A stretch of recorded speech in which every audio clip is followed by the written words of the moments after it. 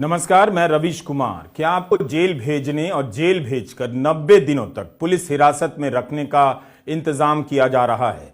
क्या ऐसा है कि लंबे समय तक बिना जमानत के जेल में रखने के लिए भ्रष्टाचार के मामलों को भी आतंकवाद की श्रेणी में लाया गया है? उम्मीद है आपने उन 3 विधेयकों के बारे में सुन लिया होगा जिनके जरिए आपराधिक न्याय व्यवस्था को पूरी तरह बदलने और भारतीय बनाने का दावा किया जा रहा है, जिन्हें आप अभी तक भारतीय दंड संहिता, भारतीय साक्ष्य अधिनियम और दंड प्रक्रिया संहिता के नाम से जानते हैं। अब इन तीनों संहिताओं यानी कोड का नया नाम रखा गया है भारतीय नागरिक सुरक्षा संहिता विधेयक, भारतीय न्याय संहिता विधेयक और भारतीय साक्ष्य विधेयक। इन तीनों विधेयकों को अगस्त महीने में पेश किया गया था, जिसके बाद सेलेक्ट कमेटी के पास भेजा गया। सरकार इतनी तैयारी से यह विधेयक लेकर आई थी कि इसे वापस लेना पड़ा और अब नए विधेयक सदन में रखे गए हैं। अगस्त के महीने में अमित शाह ने दावा तो यही किया कि अंग्रेजी हुकूमत की सारी व्यवस्था का जोर दंड देने पर था, हम न्याय पर जोर देना चाहते हैं। अंग्रेजी हुकूमत और हिंदी नाम की चाशनी से निकलकर जरा इस ड्राफ्ट में जो धाराएं हैं उसके बारे में सोचिए कि इसमें आपका कितना हित है और पुलिस को कितना मजबूत किया गया है। 60 या 90 दिनों तक जांच के नाम पर पुलिस हिरासत में रखने से आपको किस तरह का खतरा हो सकता है? मौजूदा कानून के तहत गिरफ्तारी के शुरुआती 15 दिनों तक पुलिस हिरासत का प्रावधान है। कई केस में पुलिस की जरूरत हो सकती है, मगर आप ट्रैक रिकॉर्ड तो देखिए, पुलिस का भी और कोर्ट का भी। उमर खालिद के केस में तो 1 साल बीत गया, सुप्रीम कोर्ट में सुनवाई नहीं हुई। यह देश की सर्वोच्च अदालत है। 1 साल क्या कम होता है? 7 महीने में 10 बार उमर खालिद की जमानत की सुनवाई स्थगित की गई। अलग अलग जजों के सामने केस गया, मगर सुनवाई नहीं हुई। दूसरी तरफ आप यह भी खबर देखिए, सुप्रीम कोर्ट की जस्टिस बेला एम त्रिवेदी और जस्टिस सतीश चंद्र शर्मा की पीठ के सामने एक विचित्र केस आया है। पटना हाईकोर्ट ने अग्रिम जमानत पर 1 साल तक फैसला सुरक्षित रखा। सुनवाई पूरी होने के 1 साल तक फैसला ही नहीं आया। जेल में लंबे समय तक रखना और कई कारणों से लंबे समय तक जमानत का नहीं मिलना, जमानत के मामले में सुनवाई का नहीं होना, साल भर तक फैसले का सुरक्षित रखे जाना, हम इन बातों से कितना नॉर्मल होते जा रहे हैं।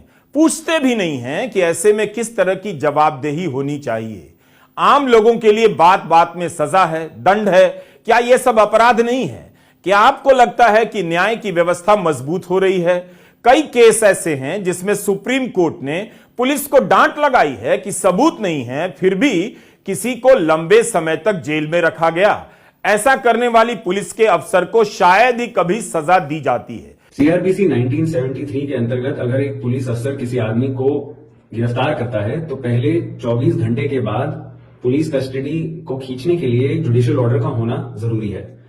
सेक्शन 167 सीआरपीसी ये तय करता है कि वो पुलिस कस्टडी का जो समय है वो केवल 15 दिन हो सकता है, और सिर्फ 15 दिन नहीं, गिरफ्तारी के बाद के पहले 15 दिन। जो भारतीय नागरिक सुरक्षा संहिता अब प्रपोज की जा रही है सीआरपीसी को हटाने के लिए, उसमें सेक्शन 187 अगर हम देखें तो ऐसा लगता है कि ये 15 दिन की जो लिमिट है उसके साथ काफी बदलाव सुझाए गए हैं। इतना तो क्लियर है कि वो पहले 15 दिन वाला जो रूल है उसको बदला जा रहा है, और जिस हिसाब से इल्जाम लगे हैं उससे यह तय होता है कि वो पहले 15 दिन नहीं, वो पहले 40 या पहले 60 दिन माना जाएगा कि पुलिस कस्टडी की हिफाजत पहले 40 या 60 दिन में ली जा सकती है। लेकिन अगर हम 187 के सब क्लॉज 2 को और ध्यान से देखें तो उसमें एक खामी नजर आती है। अब वो खामी गलती से रह गई है या वो खामी है ही नहीं, ये तो संसद में इस पे चर्चा होने पर ही पता लगेगा। पर वो खामी है क्या? वो खामी ये है कि 187(2) को अगर हम ध्यान से देखें तो उसमें ये पुलिस कस्टडी शब्द गायब है। उसका इफेक्ट क्या बनता है? उसका इफेक्ट ये बनता है कि वो 15 दिन, 40 दिन, 60 दिन की कोई मायने है ही नहीं। असल में पूरे 60 या 90 दिन आप पुलिस कस्टडी पॉसिबल कर दी है, और ये एक कमेटी के रिकमेंडेशन के बावजूद ऐसा लगता है कि ये नए वाले बीएनएसएस में ये गलती कहें या इंटेंशनल चेंज कहें, यह बदलाव लाया गया है। इसलिए जब किसी को 60 या 90 दिनों के लिए पुलिस हिरासत में रखा जाने लगेगा, तब जरूर सोचिए कि पुलिस का राजनीतिक इस्तेमाल जब होगा तो आपका हित किस तरह से सधेगा। कम से कम भारतीय न्याय व्यवस्था का ट्रैक रिकॉर्ड ही देख लीजिए। 13 दिसंबर को राज्यसभा में तृणमूल कांग्रेस के सांसद साकेत गोखले ने बताया कि 77% लोग अंडर ट्रायल हैं, बेल के 500 रुपए देने के पैसे नहीं है उनके पास। आप साकेत गोखले का यह बयान ठीक से सुनिए। उन्होंने 6 महीने तक साबरमती सेंट्रल जेल गुजरात में बतौर एक अंडर ट्रायल बिताया है। वे कहते हैं कि 77% बंदी अंडर ट्रायल हैं। इसका अर्थ हुआ कि जेलों में 4 में से 3 लोग ऐसे हैं जो दोषी साबित होने तक बेगुनाह की श्रेणी में आते हैं। वकील तक पहुंचने में एक अंडर ट्रायल को 6 महीने लग जाते हैं। इनमें अधिकतर मुसलमान होते हैं या SC, ST या OBC। दिन में केवल 2 बार खाना मिलता है जो मनुष्यों के खाने लायक नहीं होता। दोपहर 3 बजे के बाद अगले दिन 9 बजे से पहले खाने को कुछ भी नहीं मिलता है। 40 लोगों के लिए बने एक बैरक में 80 से 85 लोग ठूंस दिए जाते हैं। अगर कोई कैदी जेल गार्ड के पास समस्या लेकर जाए तो उसे खंबे से बांधकर आधे घंटे तक पीटा जाता है ताकि दोबारा अपना मुंह खोलने की गलती ना करे। अधिकतर अंडर ट्रायल छोटे अपराध के लिए जेल में कैद हैं। मेरे बैरक में एक ऐसा व्यक्ति था जो 2 साल से जेल में इसलिए बंद था क्योंकि उसने 15 रुपए का एक दूध का पैकेट चुराया था। जमानत भरने के लिए 500 रुपए नहीं है, इसलिए 2 साल से जेल में सड़ रहा है। यह साकेत गोखले के बयान है। 15 रुपए की चोरी के लिए 2 साल की जेल, ट्रायल भी पूरी नहीं हुई मगर 2 साल से कोई जेल में है। न्याय व्यवस्था जांच और पुलिस व्यवस्था की बुनियाद पर चलती है। इनकी जवाबदेही तय नहीं की जाती। किसी को भी पकड़कर जेल में डाल देना आसान होता जा रहा है और इसका असर लोकतंत्र पर बहुत बुरा पड़ता है। लोग मामूली बातों में भी आवाज उठाना बंद कर देते हैं, लिखना बंद कर देते हैं। जेल का भय उन्हें डरपोक बनाता है।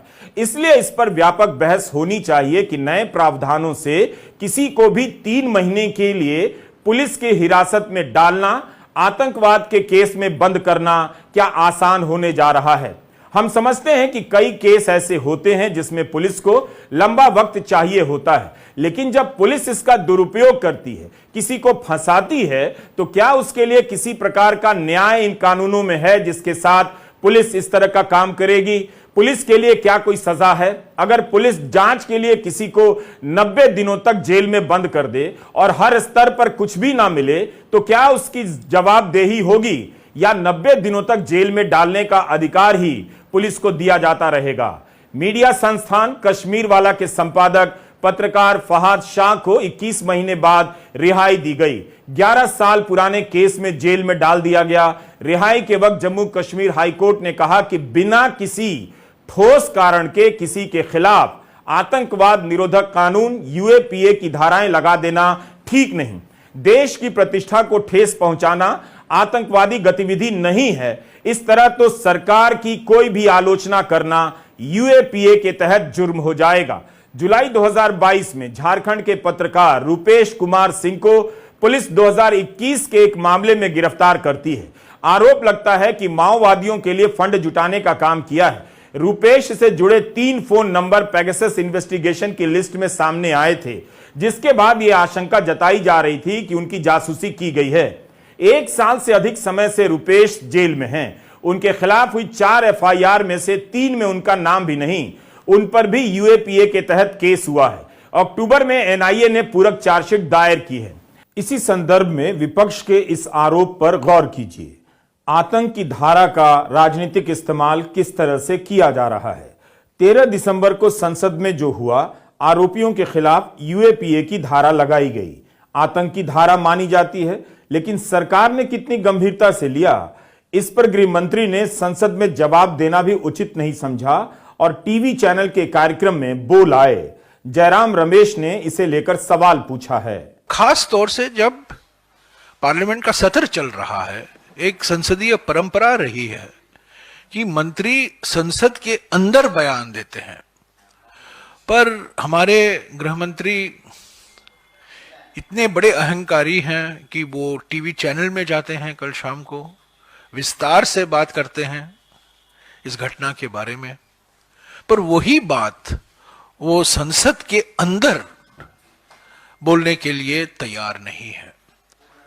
ऐसे कई सारे केस मिल जाएंगे आपको जिसमें 2-2 साल, 5-5 साल तक जमानत नहीं मिलती है। लंबा समय बीत जाने के बाद अदालत उन्हीं एजेंसियों को फटकारते हुए जमानत दे देती है कि इनके खिलाफ अभी तक कोई सबूत नहीं। जेल में रखना आसान होता जा रहा है और बेल का मिलना मुश्किल होता जा रहा है, और यह आपके लिए, आम नागरिकों के लिए खतरे की बात है। राजनीतिक विरोधियों, सरकार की गलतियों को उजागर करने वाले पत्रकारों के साथ कई मामले सामने आ चुके हैं। भारतीय न्याय संहिता की धारा 253, 254, 255 पर गौर करना जरूरी है। इनके तहत लोक सेवकों को आज्ञा का पालन ना करने, किसी को बचाने का प्रयास करने पर 2 से 3 साल की जेल का प्रावधान कर दिया गया है। बचाने की कोशिश करेंगे तो जेल होगी, फंसाने की कोशिश करेंगे इसकी क्या सजा है? सेक्शन 255 में कहा गया है कि न्यायिक मामले में यदि लोक सेवक भ्रष्ट तरीके से आदेश सुनाता है, रिपोर्ट देता है, फैसला लेता है या निर्णय लेता है तो 7 साल की जेल होगी। इस प्रावधान को लेकर कई गंभीर सवाल उठे हैं। कपिल सिब्बल ने कहा है कि अगर सरकार तय करेगी कि कानून के खिलाफ कौन सा फैसला गलत है, तब तो मजिस्ट्रेट भी जेल जाने से डरेंगे, और ऐसा हुआ तो बेल मिलना, खासकर ऐसे बेकसूर को बेल मिलना मुश्किल हो जाएगा जिसके पीछे सरकार पड़ी हो। सबसे खतरनाक आगे, whoever being a public servant corruptly or maliciously, public servant means जज भी public servant है, corruptly means corruption motive से, maliciously that is दुर्भावना के साथ, दुष्ट भावना के साथ कोई किसी भी स्टेज जुडिशियल प्रोसीडिंग के, कानून की कार्रवाई पे किसी भी स्टेज पे कोई रिपोर्ट दे, कोई ऑर्डर पास करे, कोई फैसला करे, अंतिम फैसला ना भी हो, इंटरिम फैसला करे, ये जान के कि ये कानून के खिलाफ है, जज फैसला करते हैं, उनको ये नहीं पता चलता कि कानून सही है या नहीं है, वो अपने मन से फैसला करते हैं, जो सोचते हैं कानून सही है उस पर फैसला करते हैं, उसकी अपील होती है, उसकी रिवीजन होती है, कई फैसले गलत भी लिए जाते हैं, कई हाईकोर्ट के फैसले भी गलत होते हैं, मैजिस्ट्रेट के सही होते हैं। तो ये कहता है कि कोई भी ऐसा फैसला हो जो कानून के खिलाफ हो, वो तय करेगी सरकार के कानून के खिलाफ कौन सा फैसला है, उसको 7 साल की सजा हो सकती है, 7 साल की सजा और फाइन और बोथ। तो मुझे बताओ कौन सा मैजिस्ट्रेट इनके खिलाफ फैसला करेगा, कौन सा जज इनके खिलाफ फैसला करेगा? कहीं भी जज हो, मजिस्ट्रेट हो, हाई कोर्ट हो, सुप्रीम कोर्ट हो, सुप्रीम कोर्ट तो कानून तय करती है ना। तो जब कानून तय करती है और जो फासले लोअर कोर्ट के गलत होते हैं तो वो तो लायबल हो गए ना। मैं जानना चाहता हूं किस मंशा के साथ आप ये कानून लाए हो गृह मंत्री जी? आपने कभी इस कानून को देखा भी है? जब आपने इस कानून को सदन में पेश किया, आगे पढ़िए। Whoever being in any office which gives him legal authority to commit persons to trial or to confinement, ये पुलिसकर्मी भी हो सकते हैं, any office, or to keep persons in confinement corruptly or maliciously, दुर्भावना के साथ, commits any person for trial or to confinement, मतलब किसी को आप जेल में डाल दो दुर्भावना के साथ। अब कौन तय करेगा दुर्भावना के साथ आपने जेल में कर डाला?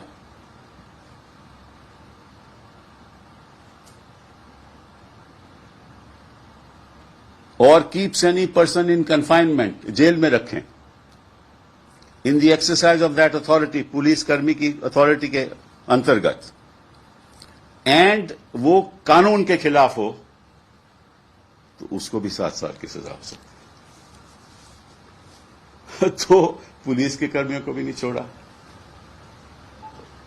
अगर वो कानून के खिलाफ, कई लोगों को तो कानून का मालूम ही नहीं होता, इनकी जानकारी थोड़ी ना होती है पुलिस कर्मियों को कानून क्या है, तो ये बताएंगे कि ये कानून है तो उसको अंदर कर या नहीं कर। तो कौन सा पुलिस कर्मी है जो इनके खिलाफ जाएगा? उसको अपनी नौकरी ज्यादा प्यारी है या उसको जेल जाना है? जो ये कहेंगे वो करेगा। कपिल सिब्बल की इन आशंकाओं को आप यूं ही खारिज नहीं कर सकते हैं। जेल का डर अधिकारियों के बीच भी आधिकारिक किया जा रहा है। इसका असर अगर किसी को लगता है कि अच्छा होगा तो वह भ्रम में है। ऐसे ही अधिकारियों की फौज चुप रहने और चुपचाप गलत करने को अपनी नियति मान चुकी है। अफसर तो अब डर के मारे ऑफ रिकॉर्ड ब्रीफिंग भी नहीं करते हैं। नई संहिताओं में जेल और जमानत के प्रावधानों और अधिकारों को लेकर व्यापक बहस होनी चाहिए। अगर अफसर किसी को बचाने का प्रयास करेगा, सरकार की नजर में लगेगा कि कोई अफसर किसी को बचा रहा है तो जेल जाएगा, मगर सरकार खुद को बचाने का प्रयास करे तो उसके लिए क्या सजा है? कभी आपने इसके बारे में सोचा है? आज का ही उदाहरण है जो आपको दे रहा हूं। आज के द वायर में रफाल के मसले पर एक रिपोर्ट छपी है। भारत में रफाल का मुद्दा समाप्त मान लिया गया है, मगर फ्रांस में अभी तक इसकी जांच और सुनवाई हो रही है। ताजा रिपोर्ट बता रही है कि भारत सरकार ने फ्रांस के साथ सहयोग नहीं किया है। अमेरिका ने भारत पर उसके अपने नागरिक की हत्या की साजिश का आरोप लगाया तो भारत ने क्या कहा? सबूत दीजिए, हम सहयोग करेंगे। आखिर रफाल विमान के मामले में भारत ने सहयोग क्यों नहीं किया? किस सच के सामने आ जाने का डर था? पेरिस की मीडिया वेबसाइट मीडिया पार्ट ने रफाल मामले में कई खोजी रिपोर्ट प्रकाशित की है। ताजी रिपोर्ट में यह है कि नरेंद्र मोदी की सरकार फ्रांस के जजों के साथ सहयोग नहीं कर रही है। 2016 में रफाल घोटाला सामने आया। 25 जुलाई 2023 को भारत ने फ्रांस के राजदूत ने अपने डिप्लोमेटिक नोट में लिखा है कि भारत सरकार सहयोग नहीं कर रही है। 8 महीने तक भारत सरकार टाल मटोल करती रही, फिर उसके बाद किसी तरह का संवाद ही बंद कर दिया। तब जाकर फ्रांस के राजदूत को डिप्लोमेटिक नोट में यह सब लिखना पड़ा। मीडिया पार्ट की यह रिपोर्ट द वायर में छपी है। आप अपने शहर के किसी भी हिंदी अखबार को पलट कर देखिएगा, ऐसी खबरें कभी नहीं मिलेंगी। इसलिए आपको पता नहीं कि देश में क्या क्या चल रहा है। यह भी तो भ्रष्टाचार का मामला है। अगर नागरिक पर लगेगा तो उस पर आतंक की धारा लगेगी, और जब सरकार पर आरोप लगेंगे और वो सहयोग ना करे। आज के विश्व में आप जानते हैं भ्रष्टाचार का स्वरूप अंतर्राष्ट्रीय है। अगर भारत सरकार अपने लोगों को बचाने के लिए अमेरिका, ब्रिटेन या फ्रांस में चल रही जांच में सहयोग ना करे तो क्या उस पर कोई धारा लगेगी? इस तरह से देखिए तो समझ में आएगा कि ऐसे प्रावधानों के पीछे सरकार का ही फायदा है। नागरिक के अधिकार कमजोर होते जा रहे हैं। अगस्त महीने में इन तीनों को संसद की समिति के पास भेजा गया था, विधेयकों को, लेकिन उसके बाद भी इन प्रावधानों को लेकर कोई बड़ा बदलाव नहीं हुआ, बल्कि आर्थिक अपराध को आतंकवाद की श्रेणी में डाला गया है। मीडिया रिपोर्ट ही ठीक से देख लीजिए। इंडियन एक्सप्रेस ने अपने संपादकीय में लिखा है कि संसद की स्थायी समिति ने इन प्रावधानों को लेकर 19 एक्सपर्ट से बात की है। इन 19 में से 6 तो सरकार के कर्मचारी रह चुके हैं, तो वो क्या सुझाव दे रहे होंगे आप अंदाजा लगा सकते हैं। विपक्ष के कई सांसदों ने इस पर चिंता जताई है कि जल्दबाजी में सब कुछ किया जा रहा है। 13 दिसंबर को संसद में अमित शाह ने कहा कि केवल व्याकरण में बदलाव किया गया है, मूल बिल वही है, फुल स्टॉप कॉमा का बदल है, 2-3 धाराओं का बदलाव है। तो इतना समय विधेयक कमेटी के पास रहा, कॉमा चेंज हुआ है। क्या यह सवाल जायज नहीं कि संसद की स्थायी समिति के पास विधेयक गया, 3 महीने के बाद केवल कॉमा फुल स्टॉप बदला गया? इतना महत्वपूर्ण बिल है, विपक्ष समय मांग रहा है, तो समय क्यों नहीं मिलना चाहिए? कांग्रेस नेता पी चिदम्बरम ने कहा है कि तीनों विधेयक समय की बर्बादी है, पुरानी बातें ज्यादा हैं। चिदम्बरम ने लिखा है कि 90 से 95% मौजूदा आईपीसी से कॉपी पेस्ट किया गया है, कुछ संशोधनों से काम चल सकता था। सोमवार को ये सीआरपीसी और ये जो 3 कानून है पहले लोकसभा में लाना है, उसके बाद ही राज्यसभा में आएगा। लोकसभा में मांग और राज्यसभा में मांग इंडिया पार्टी की ओर से एक ही मांग है, कॉमन मांग है, कॉमन डिमांड है। हम ये नहीं कह रहे हैं कि जो निलंबित हुए हैं, जो सस्पेंड हुए हैं, उन एमपीज का सस्पेंशन विड्रॉ होना चाहिए, हम वो भी नहीं कह रहे हैं। हम यही कह रहे हैं कि गृह मंत्री आए और बयान दें। और उस बयान के बाद जो कुछ आपको चर्चा करनी हो चाहते हैं, 15 घंटा एलोकेट हुआ है इन 3 बिल के लिए, हम तैयार हैं, हम चर्चा में भाग लेना चाहते हैं, हमारे वक्ता भाग लेना चाहते हैं, सभी पार्टियों के नेता इसमें भाग लेना चाहते हैं। ये बड़े महत्वपूर्ण बिल हैं। एक और पहलू है, अगस्त में जो न्याय संहिता का ड्राफ्ट लाया गया उसके मुकाबले 12 दिसंबर को जो लाया गया उसमें आतंक की परिभाषा को व्यापक किया गया है। भ्रष्टाचार जैसे आम अपराध को भी आतंक की परिभाषा में जोड़ दिया गया। तो क्या अब मामूली भ्रष्टाचार के केस में भी राजनीतिक कारणों से किसी के भी खिलाफ यूएपीए लगा देना आसान हो जाएगा? इसके डेफिनिशन को, इस क्राइम को सेक्शन 15 यूएपीए के साथ ऑलमोस्ट मैच कर दिया गया है। तो जो हम देख रहे हैं कि अब वाले बीएनएसएस में इकोनॉमिक सिक्योरिटी या फाइनेंशियल सिक्योरिटी ऑफ इंडिया के बारे में चर्चा की गई है और पहले शायद नहीं थी, तो इसका अर्थ सिर्फ ये नहीं है कि अब इसको बहुत ब्रॉड कर दिया गया है और इसमें करप्शन को मिला दिया गया है, लेकिन हुआ ये है कि सेक्शन 15 यूएपीए में ये शब्द 2013 से मौजूद थे और अब सेक्शन 15 यूएपीए को एक मॉडल बना के ऐसा लग रहा है सेक्शन 113 बीएनएस को बनाया गया है। हालांकि ऐसी बात नहीं है कि पूरा यूएपीए वाला जो डेफिनेशन है वो लाया गया हो, उससे थोड़े चेंजेस भी हैं डेफिनेशन में, और जहां की इंटरनेशनल ऑब्लिगेशंस की बात होती है तो वहां पे भी थोड़े चेंजेस हैं। सेक्शन 113 में कोई ऐसा प्रोविजन नहीं दिखाई दे रहा है जो कि सेक्शन 15(2) यूएपीए में दिखता है। हमारे पास अब एक ऐसे हालात बन जाते हैं कि बीएनएस और यूएपीए दोनों साथ साथ चलेंगे और उसमें काफी दिक्कतें मौजूद हो सकती हैं। दिक्कतें इस प्रकार की कि यूएपीए का जो प्रोसीजर है वो बहुत फर्क है ऑर्डिनरी क्राइम से। हम सब जानते हैं बेल मुश्किल होती है, उसमें किसको क्या साबित करना है वो फर्क है, और ये सब रेगुलर क्राइम में, रेगुलर प्रोसीजरल लॉ में नहीं होता। तो अब कौन तय करेगा कि यूएपीए का केस बनेगा या भारतीय न्याय संहिता का केस बनेगा?